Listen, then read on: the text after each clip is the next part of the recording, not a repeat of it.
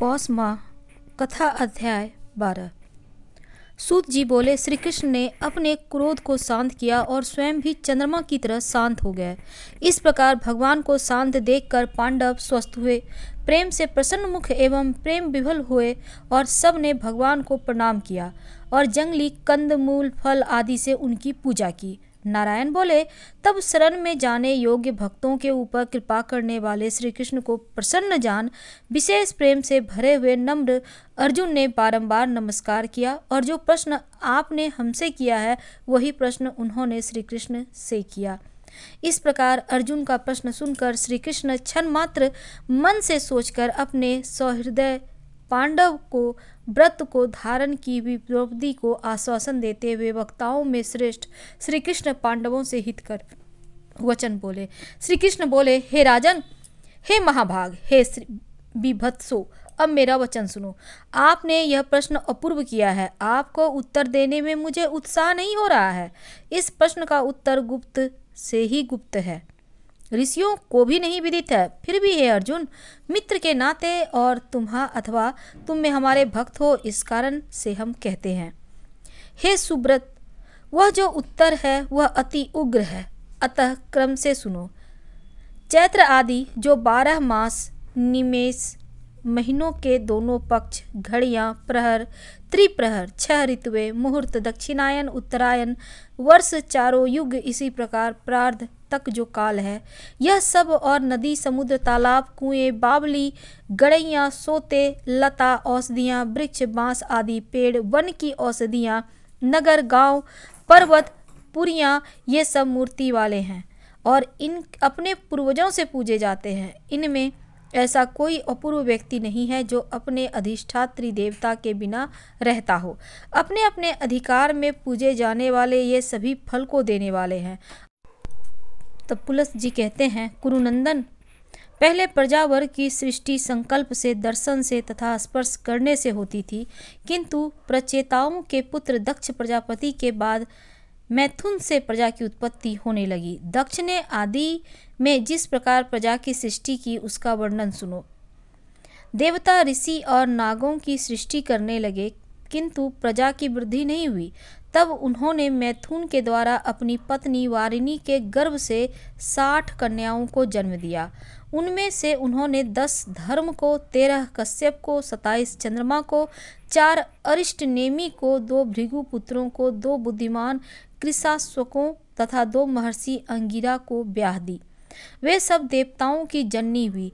उनके वंश विस्तार का आरंभ से ही वर्णन करता है, सुनो। अस्थिति, वसु, जामी, लंबा, भानु, मरुतवती, संकल्पना, मुहूर्ता, साध्या और विश्वा, ये 10 धर्म की पत्नियां बताई गई हैं।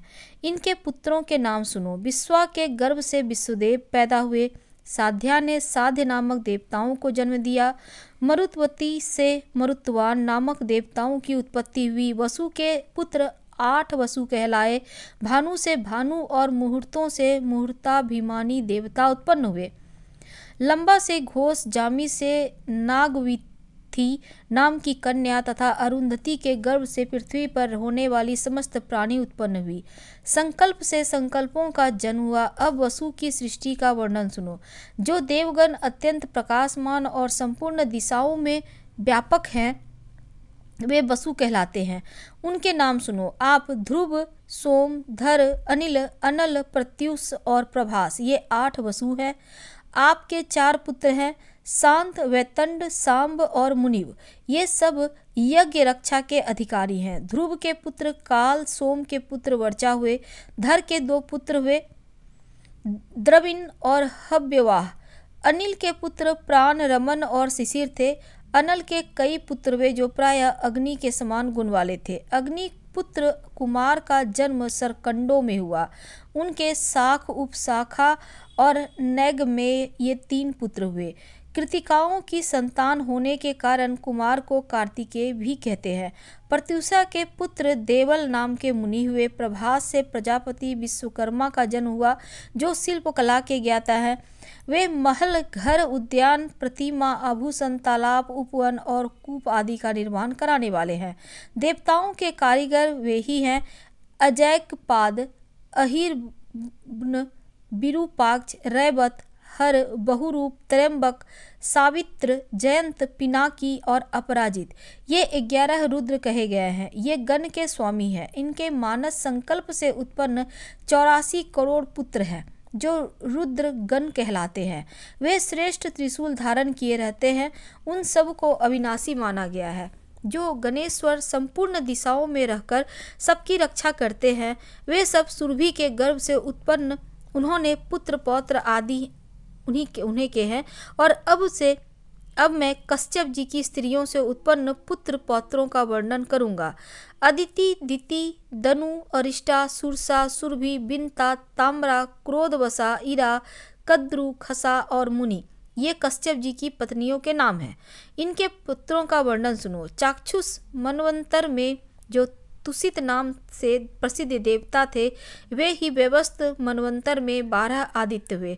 उनके नाम हैं इंद्र, धाता, भग, त्वष्टा, मित्र, वरुण, अर्यमा, विवस्वान, सविता, पुषा, अंशुमान और विष्णु। ये सहस्त्रों किरणों से सुशोभित 12 आदित्य माने गए हैं। इन श्रेष्ठ पुत्रों को देवी अदिति ने मरीचि नंदन कश्यप के अंश से उत्पन्न किया था। कृशाश्व नामक ऋषि से जो पुत्र हुए, वे उन्हें देव प्रहरण कहते हैं। ये देवगण प्रत्येक मनवंतर और प्रत्येक कल्प में उत्पन्न एवं विलीन होते रहते हैं। भीष्म, हमारे सुनने में आया है कि दिति ने कश्यप जी से 2 पुत्र प्राप्त किए, जिनके नाम थे हिरण्यकशिपु और हिरण्याक्ष। हिरण्यकशिपु से 4 पुत्र उत्पन्न हुए, प्रहलाद, अनुहाद, संहाद और हाद। प्रहलाद के 4 पुत्र हुए, आयुष्मान, शिवी, वास्कली और चौथा विरोचन। विरोचन को बलि नामक पुत्र की प्राप्ति हुई। बलि के 100 पुत्र हुए, उनमें बाण जेठा था। गुणों में वह सबसे बढ़ा चढ़ा था। बाण के 1000 बाहें थी तथा वह सब प्रकार से अस्त्र चलाने की कला में पूरा प्रवीण था। त्रिशूलधारी भगवान शंकर उनकी तपस्या से संतुष्ट होकर उनके नगर में निवास करते थे। वानासुर को महाकाल की पदवी और साक्षात पिनाक पानी भगवान शिव की समानता प्राप्त हुई। वह महादेव जी का सहचर हुआ। हिरण्याक्ष के उकुल, शकुनी, भूत संतापन और महाभीम, ये 4 पुत्र थे। इनसे 27 करोड़ पुत्र पौत्रों का विस्तार हुआ। वे सभी महाबली, अनेक रूपधारी तथा अत्यंत तेजस्वी थे। दनु ने कश्यप जी से 100 पुत्र प्राप्त किए। वे सभी वरदान पाकर उन्मत्त थे। उनमें सबसे ज्येष्ठ और अधिक बलवान विप्रचित था। दनु के शेष पुत्रों के नाम स्वरभानु और वृषपर्वा आदि थे। स्वरभानु से सुप्रभा और पुलोमा नामक दानव से सची नामक कन्या उत्पन्न हुई। मप के 3 कन्याएं हुई, उपदानवी, मंदोदरी और कुहू। वृषपर्वा के 2 कन्याएं थी, सुंदरी, शर्मिष्ठा और चंद्रा। वैश्वानर के भी 2 पत्नियां थी, पुलोमा और कालका। ये दोनों ही बड़ी शक्तिशालिनी तथा अधिक संतानों की जननी हुई। इन दोनों से 60,000 दानवों की उत्पत्ति हुई। पुलोमा के पुत्र पौलोम और कालक के कालखंज कहलाए। ब्रह्मा जी से वरदान पाकर ये मनुष्यों के लिए अवध्य हो गए थे और हिरण्यपुर में निवास करते थे। फिर भी ये अर्जुन के हाथ से मारे गए।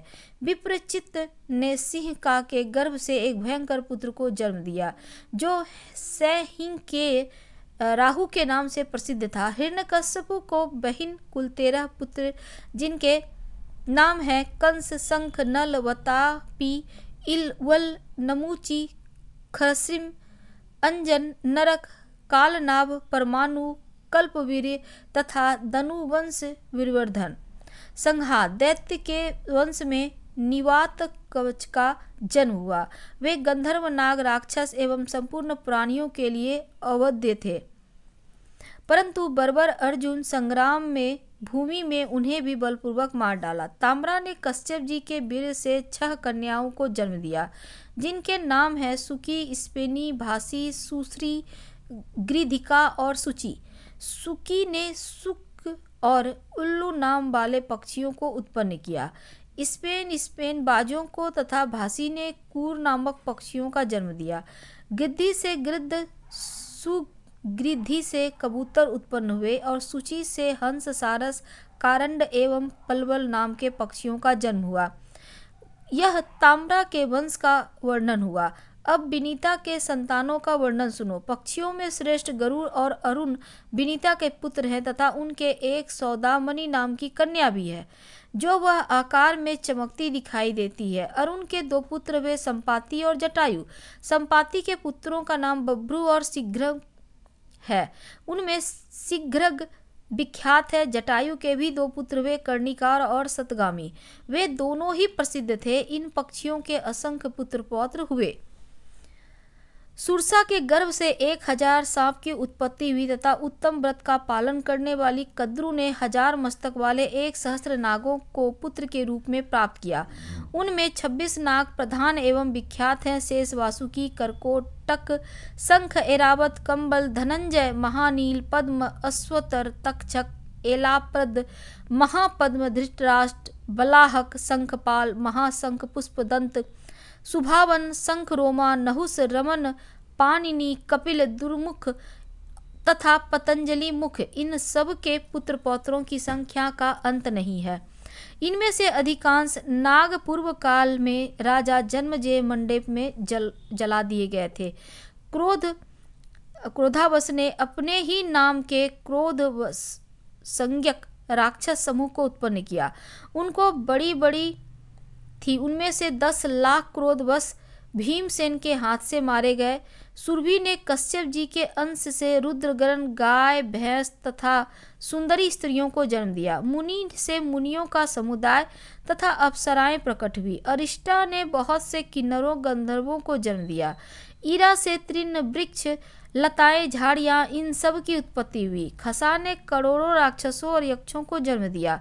भीष्म, ये सैकड़ों और हजारों कोटियां कश्यप जी की संतानों की है। यह स्वरोचिस मनवंतर की सृष्टि बताई गई है। सबसे पीछे दिति ने कश्यप जी से 49 मरुदगणों को उत्पन्न किया, जो सब के सब धर्म के ज्ञाता और देवताओं के प्रिय हैं। तो पद्म पुराण का स्कंद 1 अध्याय 7 समाप्त हुआ। हम आपसे अगले अध्याय में कल मिलेंगे। पसंद आ रहा हो तो लाइक कर सब्सक्राइब करें, शेयर करें, कमेंट करें। धन्यवाद। हम फिर मिलेंगे।